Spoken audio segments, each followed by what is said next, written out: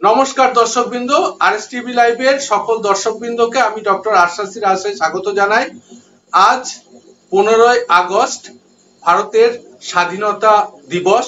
তাই আজকের এই দিনে আমার পক্ষ থেকে এবং আমার চ্যানেলের পক্ষ থেকে সকল দর্শকবৃন্দকে এবং সাথে মনামিকেও আজকের এই শুভ দিনের প্রীতি, শুভেচ্ছা, আন্তরিক অভিনন্দন। সকলে খুব ভালো থাকবেন, সুখে থাকবেন, সুন্দর থাকেন। তার সঙ্গে ছোট্ট করে বলি, আজকের এই দিন খুব মাহাত্ম্যপূর্ণ।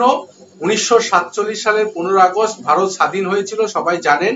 অনেক বীর সংগ্রামী যোদ্ধা তাদের আত্মবলিদানের ইতিহাস বহন করে আজকের এই দিনটি।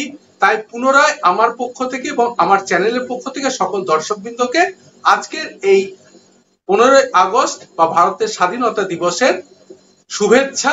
সকলে ভালো থাকবেন। নমস্কার, ধন্যবাদ। নমস্কার, আরএস টিভি লাইভের সমস্ত দর্শক বন্ধুদের স্বাগত। আমি আপনাদের বন্ধু মোনামি। আজকের বিশেষ দিন 15ই আগস্ট, ভারতের স্বাধীনতা দিবস।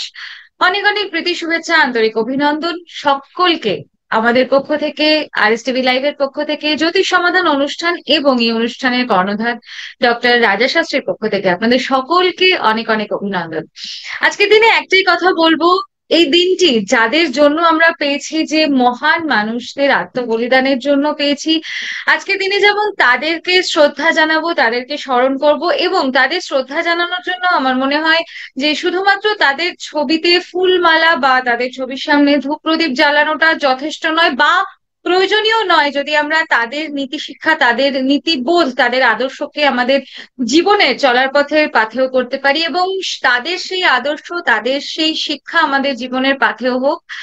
নানা জায়গায় যে ধরনের হিংসা, স্বার্থপরতার উদাহরণ বারবার উঠে আসে সমাজের বিভিন্ন কোণা থেকে, বিভিন্ন অংশ থেকে, বিভিন্ন শ্রেণী থেকে, সে সবকিছু দূরে যাক, সবার জীবন আলোয় ভরে উঠুক।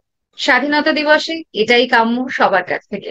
ভালো থাকুন, সুস্থ থাকুন, স্বাধীনতা যথার্থভাবে সবার মনে প্রাণে ছড়িয়ে দেবে। শুভ স্বাধীনতা দিবস।